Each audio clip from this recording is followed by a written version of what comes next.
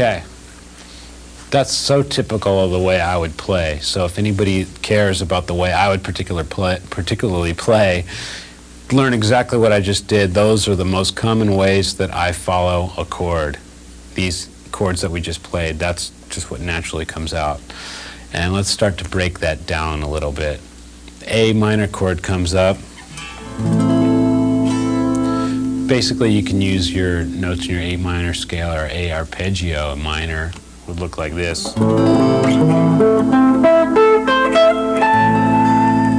Right, that's your basic 1, 3, 5 root, third, and the fifth. And then when the D comes up, I start to get a little bit more adventurous. So D minor happens. And I like to hit this B note over D minor, which has a really exotic sound. So I like to target myself to that D note. So say I'm playing in the A minor part and I'm going. And then I know the D's coming up, so I try to get to a B really quickly. Because I know what's coming up, I know what note I need to hit, so I try to get it somehow. So D is a real common note for me to hit over that B is a real common note for me to hit over that D minor chord. And also I like to hit F over that, which is like a, it works nicely in the key of D because it's a minor note. And it's also nice to go to that note because it's not so great to hit that particular note over A minor. Because if you got A minor going, it's not really nice to sit over that note in A minor. It's nice to pass over it. But it's not really nice to sit on it. But when D minor comes, it's totally great to sit on that note for a while. So that's a fresh note that you haven't really sat on and used up too much in the chord before. So if you think about that, say now it's okay to use that F note and lay on it for a while. That's why I kind of break into that note commonly over a D minor chord. And then the F comes up, the F chord. I think taking that concept one step further, a note that you couldn't use on either chord would be like E flat. Like E flat over A minor would sound like this. Not very pleasant. Over D minor would sound even worse. But if you wait until you get to the F chord, you could play it and pretend, not pretend, just act like you're playing an F7th over there, you know? You can just go, it's like, oh, I meant to hit that weird note. I meant to hit that note there, you know? Basically, it sounds like you're playing a 7th there, because you are. And for the first time in the progression, you can use an E flat. So I like to break out that note because it's fresh then. So I'll commonly go to that E flat there over F, and then E comes. There's a lot of different things you can do over a major chord and a minor progression. What I did probably the last couple times when I just improvised was kind of subliminally throw in a diminished over that. I probably soloed like a diminished thing.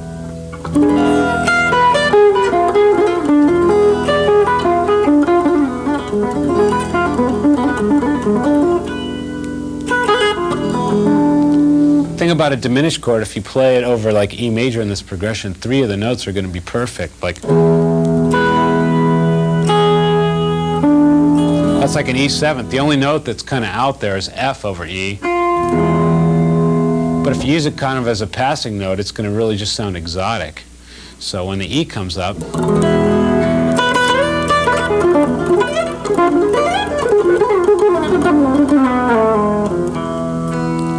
so typically I might break into some kind of diminished feel there. So that's just kind of some of the thought processes that happen when I'm playing a progression like that. And that's a really good one to like just tape and loop it for a while and solo over and then get a feel over what the notes are going to sound like over the chords. When you're confident about the notes that you choose, you can just bang, hit them like you're just rip someone's head right off with it, you know. If you're aware of the note, that's all that much more strength you're going to have when you dial into that note, you know. So just be aware and wake up.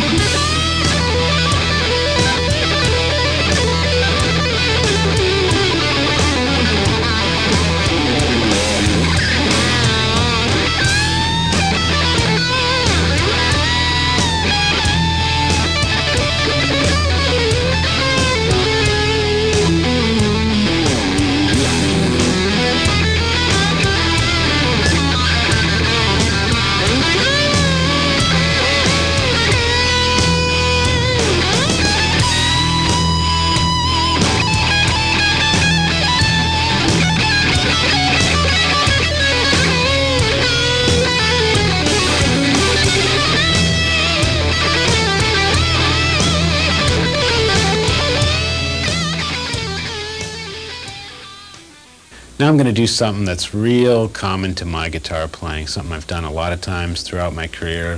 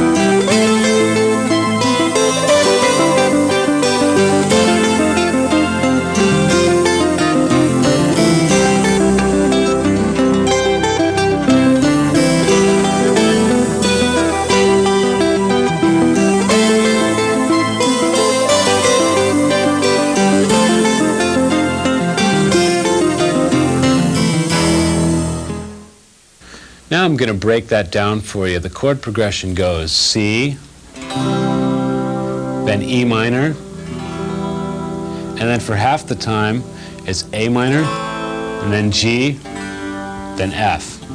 That's the whole thing. So the melody looks like this: 2, 3.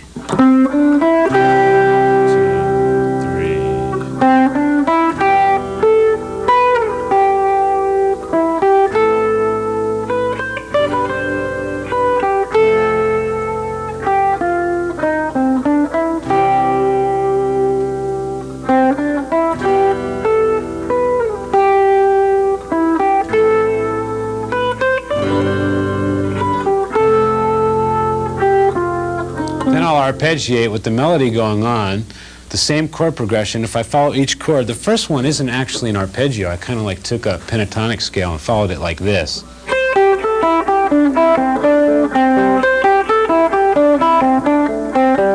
That sounds really nice over our C major chord. For the E minor chord, I went.